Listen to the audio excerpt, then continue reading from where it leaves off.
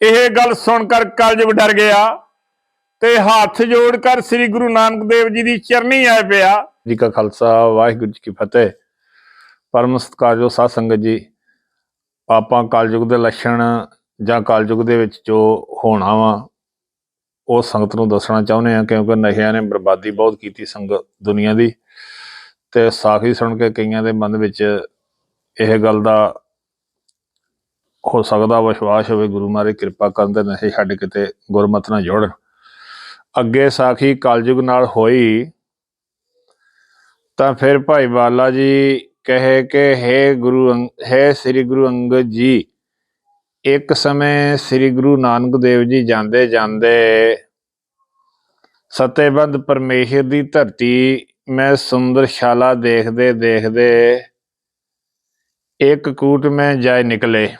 ਅੱਗੇ ਦੇਖਣ ਤਾਂ ਸ੍ਰੀ ਪਰਮੇਸ਼ਰ ਦੀ ਆਗਿਆ ਨਾਲ ਬੜੀ ਅੰਧੇਰੀ ਕਾਲੀ ਪੀਲੀ ਉੱਡੀ ਵੱਡਾ ਤੂਫਾਨ ਆਇਆ। ਅੱਗੇ ਦਰਖਤ ਉਡਾਣ ਤਾਂ ਮਰਦਾਨਾ ਡਰਦਾ ਮਾਰਿਆ ਮੂੰਹ ਢੱਕ ਕੇ ਲੰਮਾ ਪੈ ਰਿਹਾ।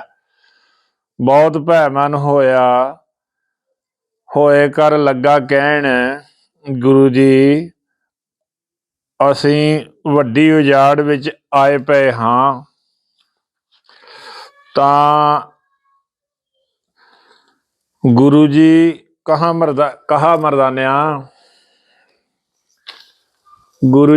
ਮਰਦਾਨਿਆਂ ਤੋਂ ਕਾਲਾ ਨਾ ਹੋ। ਤਾਂ ਮਰਦਾਨੇ ਕਹਾ, ਗੁਰੂ ਜੀ ਅੱਗੇ ਅੱਜ ਜਿੱਡਾ ਪਾਲਾ ਕਦੇ ਪਿਆ ਹੀ ਨਹੀਂ, ਅਤੇ ਇਹ ਅੰਧੇਰੀ ਜੋ ਆਈ ਹੈ ਸਾਡੇ ਜੀਵ ਨੂੰ ਲੈਣ ਵਾਸਤੇ ਆਈ ਹੈ। ਤਾਂ ਗੁਰੂ ਜੀ ਕਹਾ ਮਰਦਾਨਾ ਵਾਹਿਗੁਰੂ ਵਾਹਿਗੁਰੂ ਕਹੋ ਅਤੇ ਡਰ ਨਾ ਹੀ। ਫਿਰ ਕਲਯੁਗ ਨੇ ਦਿਓ ਦਾ ਸਰੂਪ ਧਾਰ ਲਿਆ। ਜੈਸੇ ਕੋਈ ਬੜਾ ਪਹਾੜ ਹੁੰਦਾ ਹੈ, ਆਕਾਸ਼ ਚੋਟੀ ਪਤਾਲ ਪੈਰ, ਵੱਡੇ ਵੱਡੇ ਦੰਦ ਤੇ ਜ਼ਬਾਨ ਭੈ ਦੇਣ ਹਾਰੇ। ਤਾਂ ਮਰਦਾਨਾ ਦੇਖ ਕਰ ਕਿਹਾ, ਗੁਰੂ ਜੀ ਅੰਧੇਰੀ ਪਾਸੋਂ ਤਾਂ ਬਚੇ ਸੀ, ਪਰ ਇਸ ਬਵਾਇਦ ਸੀ ਅਸੀਂ ਨਹੀਂ ਬਚਦੇ। ਤਾਂ ਗੁਰੂ ਜੀ ਕਿਹਾ, ਮਰਦਾਨਿਆ ਇਹ ਵੀ ਕੁਛ ਨਹੀਂ, ਤੂੰ ਵਾਹਿਗੁਰੂ ਦਾ ਜਾਪ ਕਰ, ਤੇਰੇ ਨੇੜੇ ਕੁਛ ਨਹੀਂ ਆਉਂਦਾ। ਤਾਂ ਫਿਰ ਕਲਯੁਗ ਨੇ ਕੀਤਾ ਕਿ ਅਗਨ ਦਾ ਰੂਪ ਧਾਰ ਗਿਆ ਤੇ ਦਿਖਿਆ ਦਿੱਤੀ। ਚਾਰੇ ਕੂਟਾਂ ਤੇ ਧੂਆਂ ਉਠਾਇਆ। ਫਿਰ ਮਰਦਾਨਾ ਡਰਿਆ ਤੇ ਮੂੰਹ ਢੱਕ ਕੇ ਲੰਮਾ ਪੈ ਰਿਹਾ ਤੇ ਬਹੁਤ ਉਦਰਦਾ ਜਾਵੇ। ਤਾਂ ਮੂੰਹੋਂ ਕਿਹਾ, ਉਸ ਗੁਰੂ ਜੀ ਹੁਣ ਨਹੀਂ ਬਚਦੇ, ਸਾਡਾ ਜੀਵਨ ਰਹਿ ਚੁੱਕਾ। ਤਾਂ ਬਚਨ ਹੋਇਆ, ਮਰਦਾਨਿਆ ਇਹ ਵੀ ਕੁਝ ਨਹੀਂ। ਤਾਂ ਫਿਰ ਕਲਯੁਗ ਨੇ ਚਾਰੋਂ ਤਰਫ ਕਾਲੀਆਂ ਘਟਾਂ ਕਰਕੇ ਗੋਲਾ ਮੀਂਹ ਵਰਛਾਇਆ। ਨਾਲ ਕੰਕਰ ਵਸੇ, ਬਿਜਲੀ ਚਮਕੀ, ਬੜਾ ਸ਼ੋਰ ਹੋ ਗਿਆ, ਪਰ ਕੰਕਰ ਗੁਰੂ ਜੀ ਤੋਂ ਦੂਰ ਦੂਰ ਪਵੇ। ਤਾਂ ਮਰਦਾਨੇ ਆਖਿਆ, ਗੁਰੂ ਜੀ ਕਿੱਥੇ ਲਿਆਏ ਮਾਰਿਆ ਹਾਈ, ਇੱਥੇ ਤਾਂ ਗੋਰ ਖਫਣ ਵੀ ਨਹੀਂ ਮਿਲਸੀ, ਐਵੇਂ ਅਜਾਈ ਮਰ ਵਸਾਂ। ਤਾਂ ਗੁਰੂ ਜੀ ਨੇ ਕਿਹਾ, ਮਰਦਾਨਿਆ ਇਹ ਵੀ ਦੂਰ ਹੋ ਵੈਸੀ, ਪਾਤੋਂ ਸ਼ਬਦ ਪੜ ਕੇ ਰਬਾਬ ਵਜਾ। ਤਾਂ ਗੁਰੂ ਜੀ ਸ਼ਬਦ ਉਚਾਰਿਆ, ਮਹੱਲਾ ਪਹਿਲਾ। ਡਰ ਘਰ ਘਰ ਡਰ, ਡਰ ਡਰ ਜਾਏ,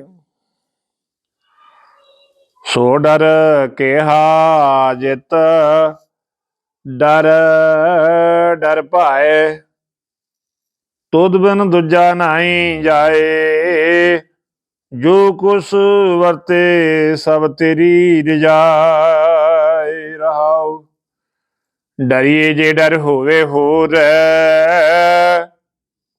ਡਰ ਡਰ ਡਰਨਾ ਮਨ ਕਾ ਸ਼ੋਰ ਰਹਾਓ।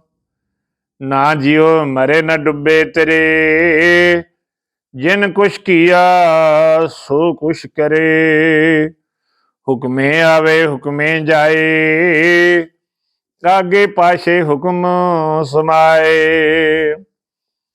हंस हेत आसा समान,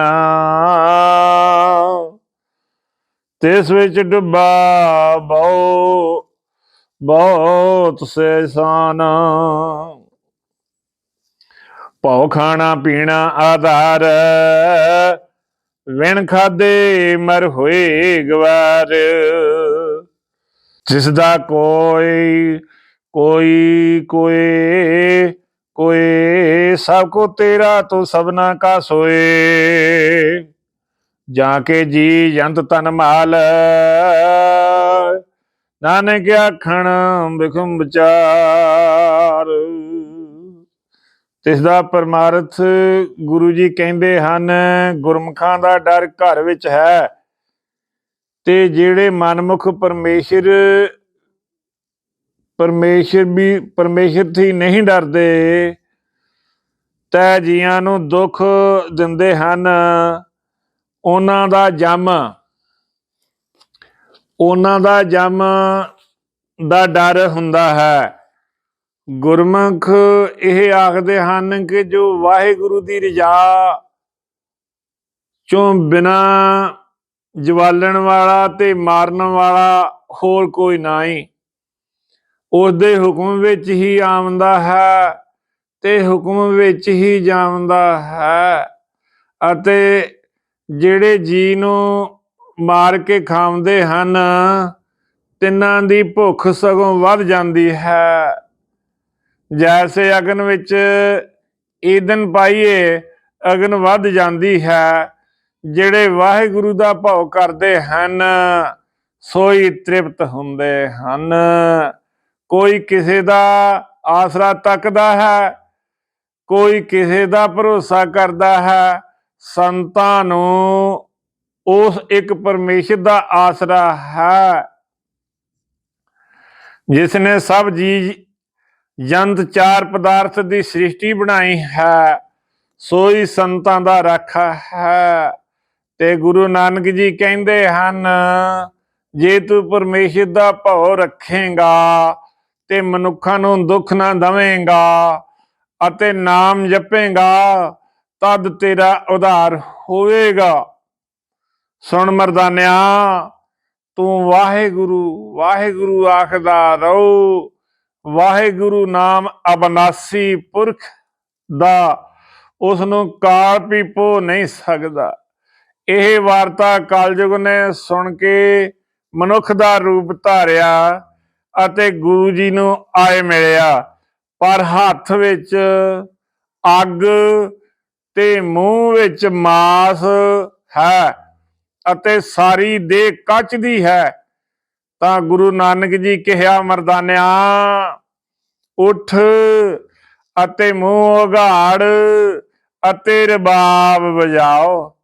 ਤਾਂ ਮਰਦਾਨਾ ਉੱਠ ਬੈਠਾ ਅਤੇ ਰਬਾਬ ਵਜਾਇਆ। ਤਾਂ ਗੁਰੂ ਜੀ ਨੇ ਰਾਗ ਮਾਰੂ ਵਿੱਚ ਸ਼ਬਦ ਉਚਾਰਿਆ, ਮਾਰੂ ਮਹਲਾ ਪੰਜਵਾਂ, ਘਰ ਦੂਜਾ, ਏਕ ਓੰਕਾਰ ਸਤਿਗੁਰ ਪ੍ਰਸਾਦਿ। ਇੱਥੇ ਮਹੱਲਾ ਪਹਿਲਾ ਚਾਹੀਦਾ, ਕਿਉਂਕਿ ਪਹਿਲੀ ਪਾਤਸ਼ਾਹੀ ਦਾ ਚਲੋ ਜਿਸ ਤਰ੍ਹਾਂ ਲਿਖਿਆ। ਡਰ ਪੇ ਧਰਤ ਆਕਾਸ਼ ਨਖਤਰਾ, ਸਿਰ ਉੱਪਰ ਅਮਰ ਕਰਾਰਾ, ਪੌਣ ਪਾਣੀ ਬੈ ਸੰਤਰ ਡਰ ਪੇ ਇੰਦਰ ਵਿਚਾਰਾ। ਏਕਾ ਨਿਰਭਉ ਬਾਤ ਸੁਣੀ, ਸੋ ਸੁਖੀਆ ਸੋ ਸਦਾ ਸਹੇਲਾ। ਜੋ ਗੁਰ ਮਿਲ ਗਾਏ ਗੁਣੀ ਰਹਾਓ, ਦੇ ਧਰ ਦੇਵਾਇਆ ਡਰ ਪੇ, ਸਿਧ ਸਾਧਕ ਡਰ ਮੋਇਆ। ਲੱਖ 84 ਮਰ ਜੰਮੇ, ਫਿਰ ਜੂਨੀ ਜੋਇਆ। ਰਾਜਸ ਸਾਕਤ ਤਾਮਸ ਡਰ ਪੇ, ਕੀਤੇ ਰੂਪ ਪਾਇਆ। छल बपरिए कौला डर पी, अत डर पे धर्म राया। सगल समग्री डर व्यापी, बिन डर करने हारा। कहो नानक भगतन का संगी, पग सोहे दिरबारा। कहो नानक भगतन का संगी, पग सोहे दिरबारा। ਤਾਂ ਫਿਰ ਗੁਰੂ ਨਾਨਕ ਜੀ ਪੁੱਛਿਆ, ਹੈ ਪਰਮੇਸ਼ਰ ਜੀ ਦੇ ਪਿਆਰੇ ਤੂੰ ਕੌਣ ਹੈ? ਤਾਂ ਫਿਰ ਕਲਯੁਗ ਨੇ ਇੱਕ ਹੱਥ ਵਿੱਚ ਜੀਭਾ, ਇੱਕ ਹੱਥ ਵਿੱਚ ਲਿੰਗ ਇੰਦਰੀ ਪਕੜੀ ਹੋਈ ਹੈ ਤੇ ਸਰੀਰ ਨਗਨ ਹੈ। ਐਸਾ ਰੂਪ ਧਾਰ ਕਰ ਸ੍ਰੀ ਗੁਰੂ ਜੀ ਅੱਗੇ ਮੱਥਾ ਟੇਕਿਆ ਤੇ ਕਹਿਣ ਲੱਗਾ, ਹੇ ਗੁਰੂ ਜੀ, ਮੈਂ ਆਪਦੀ ਮਹਿਮਾ ਨਹੀਂ ਸਾਂ ਜਾਣਦਾ ਜੀ, ਅਤੇ ਆਪ ਦਾ ਦਰਸ਼ਨ ਕਰਨ ਵਾਸਤੇ ਆਇਆ ਹਾਂ ਜੀ। ਅਤੇ ਗੁਰੂ ਜੀ ਮੇਰੀ ਬੇਦਬੀ ਮਾਫ ਕਰਨੀ ਜੀ। ਇਸ ਵਕਤ ਸ੍ਰੀ ਪਰਮੇਸ਼ਰ ਜੀ ਦੀ ਦਰਗਾਹ ਦੇ ਵਿੱਚ ਮੈਨੂੰ ਸਿੱਖਦਾਰੀ ਮਿਲੀ ਹੈ ਜੀ। ਹੋਰ ਮਹਾਰਾਜ ਜੀ, ਜੋ ਆਪ ਵੀ ਮੇਰੇ ਉੱਪਰ ਕਿਰਪਾ ਰੱਖਣੀ ਜੀ। ਹੋਰ ਦੀਨਾਨਾਥ ਜੀ, ਇਸ ਸਮੇਂ ਵਿੱਚ ਮਨੁੱਖਾਂ ਦੇ ਇਹ ਲੱਛਣ ਵਰਤਣਗੇ ਜੀ, ਇਹ ਵੇਸ ਹੋਵੇਗਾ, ਸੋ ਮੈਂ ਆਪ ਨੂੰ ਦਿਖਾਇਆ ਹੈ। ਤਾਂ ਗੁਰੂ ਜੀ ਦੇਵੀ ਸਮਤਾ ਦੇ ਗੁਣ ਸਭ ਤਿਆਗ ਦੇਣਗੇ। ਜੋ ਮੈਂ ਇਹ ਦੋ ਇੰਦਰੀਆਂ ਆਪ ਨੂੰ ਦਿਖਾਈਆਂ ਹਨ, ਸੰਪੂਰਨ ਜਗਤ ਇਹਨਾਂ ਦੇ ਸਵਾਦ ਵਿੱਚ ਲੱਗੇ ਰਹਿਣਗੇ। ਸਵਾਦ ਵਿੱਚ ਲੱਗਣਗੇ, ਜਾਂ ਖਾਵਣਗੇ ਜਾਂ ਮੈਥਨ ਕਰਨਗੇ, ਤੇ ਸਵਾਦਾਂ ਵਿੱਚ ਹੀ ਗਲਤਾਨ ਰਹਿਣਗੇ। ਅਤੇ ਮਾਤਾ ਪਿਤਾ ਗੁਰੂ ਗੁਸਾਈ ਇਹਨਾਂ ਦੀ ਲੱਜਾ ਸਭ ਤਿਆਗ ਦੇਣਗੇ। ਸਤਿਗੁਰੂ ਜੀ, ਮੈਂ ਆਪ ਨਾਲ ਇਹ ਛਲ ਕੀਤੇ ਹਨ, ਸੋ ਮਿਹਰਬਾਨੀ ਕਰਕੇ ਬਖਸ਼ੋ ਜੀ। ਆਪ ਸੰਤ ਅਵਤਾਰ ਹੋ, ਖਿਮਾ ਕਰਨੀ ਜੀ। ਇਹ ਆਪ ਦਾ ਬਿਰਧ ਹੈ ਜੀ। ਆਪ ਮਹਾਂਪੁਰਖ ਹੋ, ਬੜੇ ਉਦਾਰ ਹੋ, ਅਤੇ ਅੱਗੇ ਜਹਾਂ ਕਹਾਂ ਜਾਵੇਂਗੇ ਜੀ। ਤਾਂ ਗੁਰੂ ਜੀ ਨੇ ਕਿਹਾ, ਹੇ ਕਲਯੁਗ, ਮੈਂ ਤਾਂ ਪਰਮੇਸ਼ਰ ਦੇਖਦਾ ਫਿਰਦਾ ਹਾਂ। ਤਾਂ ਕਲਯੁਗ ਨੇ ਕਿਹਾ, ਹੇ ਪਰਮ ਪੁਰਖ, ਤੇਰੇ ਬਿਨਾ ਹੋਰ ਵੀ ਪਰਮੇਸ਼ਰ ਹੈ? ਤਾਂ ਗੁਰੂ ਜੀ ਕਿਹਾ, ਹੇ ਕਲਯੁਗ, ਤੇਰੇ ਤੋਂ ਅਮਲ ਚਿੱਤ ਰੰਗਣੀ ਸੈਨਾ ਹੈ। ਜਿਸ ਪਾਸੇ ਇਹ ਚੜ੍ਹਾਈ ਕਰਦੇ ਹਨ, ਉਹ ਪਾਸਾ ਮਾਰ ਲੈਂਦੇ ਹਨ। ਇਹਨਾਂ ਦੇ ਅੱਗੇ ਕੋਈ ਨਹੀਂ ਟਿਕਦਾ ਤੇ ਨਾ ਕਿਸੇ ਦੀ ਧੀਰਜ ਰਹਿੰਦਾ ਹੈ।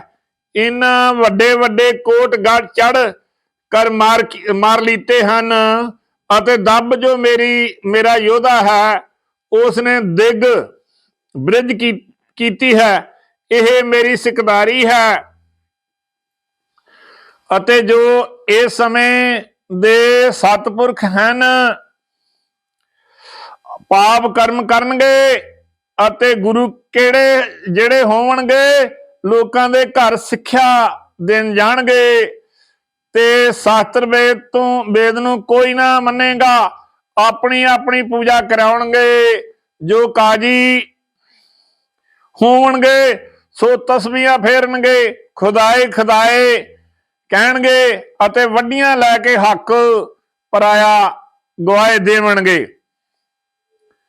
ਜੇ ਕੋਈ ਪੁੱਛੇਗਾ ਤਾਂ ਝੂਠ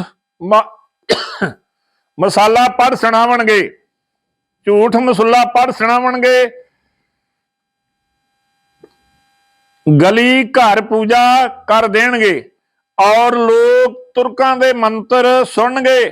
ਹੋਰ ਲੋਕਾਂ ਦੇ ਮੋਹਣ ਵਾਲੀਆਂ ਤੇ ਖੋਣ ਵਾਲੀਆਂ ਗੱਲਾਂ ਕਰਨਗੇ। ਔਰ ਹਿੰਦੂ ਜੋ ਹੋਣਗੇ, ਸੋ ਚੌਂਕੇ ਬੜੇ ਪੋਚਣਗੇ, ਸੁੱਚੇ ਹੋਣਗੇ। ਸ਼ਕਲ ਜੋਗੀਆਂ ਦੀ ਕੰਨੀ ਮੁੰਦਰਾ, ਸਿਰ ਤੇ ਜੜਾਉ, ਸਿਰ ਤੇ ਵਿਭੂਤ ਹੋਵੇਗੀ। ਬਸਤਰ ਗੇਰੀ ਦੇ ਰੰਗੇ ਹੋਣਗੇ। ਪਰ ਅੱਗੇ ਪਿੱਛੇ ਲੜਕਿਆਂ ਲੜਕੇ ਰੋਂਦੇ ਫਿਰਨਗੇ। ਜੋਗੀ ਹੋਏ ਪਰ ਜੋਗ ਦੀ ਜੁਗਤ ਨਹੀਂ ਜਾਣੀ, ਵਿਅਰਥ ਹੀ ਸਿਰ ਤੇ ਸ਼ਾਹੀ ਪਾਈ ਹੈ। ਤਾਂ ਸ੍ਰੀ ਗੁਰੂ ਨਾਨਕ ਦੇਵ ਜੀ ਸੁਣ ਕੇ ਕਿਹਾ, ਹੇ ਕਲਯੁਗ, ਇਸ ਸਿਕਦਾਰੀ ਦੀ ਕਮਾਈ ਦਾ ਲੇਖਾ ਦੇਵਣਾ ਪਵੇਗਾ। ਸ੍ਰੀ ਮੁਖ ਵਾਕ,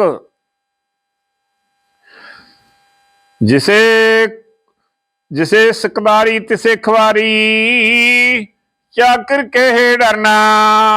ਜਾਂ ਸਿਕਦਾਰੀ ਪਵੇ ਜੰਜੀਰੀ, ਤਾਂ ਚਾਕਰ ਹੱਥੋਂ ਮਰਨਾ। ਤੂੰ ਜਗਤ ਵਿੱਚ ਸਿਕਦਾਰ ਹੈ, ਅਸੀਂ ਚਾਕਰ ਹਾਂ। ਕਰਤਾਰ ਨੂੰ ਜਿਸ ਵੇਲੇ ਲੇਖਾ ਦੇਵਣਾ ਤੈਨੂੰ ਪਵੇਗਾ, ਸਾਡੇ ਹੀ ਹਵਾਲੇ ਹੋਵੇਗਾ। ਉਸ ਵੇਲੇ ਹਿਸਾਬ ਅਸਾਂ ਹੀ ਤੇਰੇ ਪਾਸੋਂ ਲੈਣਾ ਹੈ।